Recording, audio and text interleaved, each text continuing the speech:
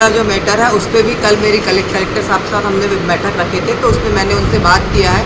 उन्होंने 28 स्कूलों को चिन्हित किया था पहले, लेकिन बाद में उन्होंने सारे स्कूलों से वो करके मतलब रिपोर्ट कार्ड मांगा है। उन्होंने 5 साल का मांगा है, मगर वहाँ कुछ थोड़ी सी त्रुटि थी। 5 साल का रिकॉर्ड किसी के पास, स्कूल के पास ऐसा नहीं रहता, वो ऑनलाइन रहता है, तो उसमें संशोधन करके उन्होंने 3 साल का रिकॉर्ड मांगा हुआ है। अनियमितता पाए जाने पर उन्होंने कहा है कि हम उनके खिलाफ एक्शन लेंगे। ये है हमारे बालाघाट सिवनी संसदीय सीट की सांसद श्रीमती भारती पारदी, जो कि कुछ दिन पहले इस तरह का बयान देते हुए दिखाई देती है कि स्कूलों की जांच होगी और जल्द रिपोर्ट आएगी और जिन्होंने लापरवाही की है उन पर कार्रवाई होगी।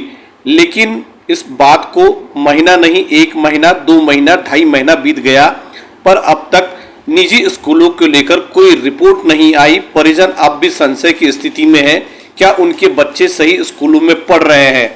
किसी ने कहा कि पुराने कलेक्टर साहब का स्थानांतरण हो गया है, नए कलेक्टर साहब जल्द ही रिपोर्ट पेश कर देंगे, क्योंकि अधिकांश स्कूलों ने अपने बोर्ड पर लगा रखा है कि उन्हें सीबीएसई से मान्यता प्राप्त है, लेकिन 5वीं की परीक्षा उन्होंने न सीबीएसई से कराई है न ही एमपी बोर्ड से।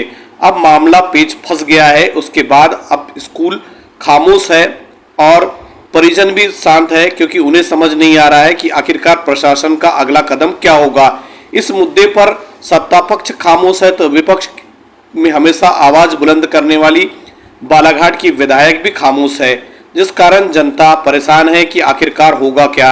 जिला शिक्षा अधिकारी कार्यालय से कोई रिपोर्ट अब तक नहीं जारी की गई है, या कहे कि शिकायतों पर कोई कार्रवाई नहीं की गई है। इसलिए हर कोई संशय की स्थिति में है कि आखिरकार निजी स्कूलों को लेकर सीबीएसई का बोर्ड लगाकर एमपी बोर्ड की मान्यता वाले स्कूल, जिन्होंने 5वीं बोर्ड की परीक्षा एमपी बोर्ड से भी नहीं करवाई और ना ही सीबीएसई बोर्ड की मान्यता है, ऐसे स्कूलों का होगा क्या, ऐसे स्कूल के बच्चों का भविष्य क्या होगा। इस विषय पर अब तक रिपोर्ट नहीं आई।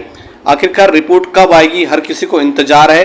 चर्चा यही है शायद रिपोर्ट नहीं आएगी, क्योंकि इतने दिन रिपोर्ट आने में समय नहीं लगता। मतलब मामला सारा गोलमोल है। इसलिए क्या सत्ता पक्ष, क्या विपक्ष, क्या अधिकारी, क्या कर्मचारी, हर कोई खामोश है। तो ऐसे में परिजन परेशान है कि आखिरकार उनका बच्चा सही स्कूल में पढ़ रहा है या नहीं। क्योंकि आपने शुरुआती दौर में सुना कि सांसद भारती पारदी कहती है कितने स्कूल है, कितनी संख्या है, लेकिन अब तक उन संख्या, उन स्कूलों का क्या हुआ। तो इस मामले का कई स्कूलों ने बहुत अधिक फ़ायदा उठाया। जिनके पास सीबीएसई की मान्यता प्राप्त थी, उन्होंने जमकर फीस बढ़ा दी, और फीस भी इतनी कि परिजन अब फीस भर भर के परेशान है। जल्द ही इन पूरे मामले का खुलासा होगा। जल्द ही इन पूरे स्कूलों के नाम उजागर किए जाएंगे कि किन स्कूलों में इस तरह की दिक्कत थी और उनकी रिपोर्ट अब तक क्यों नहीं आई।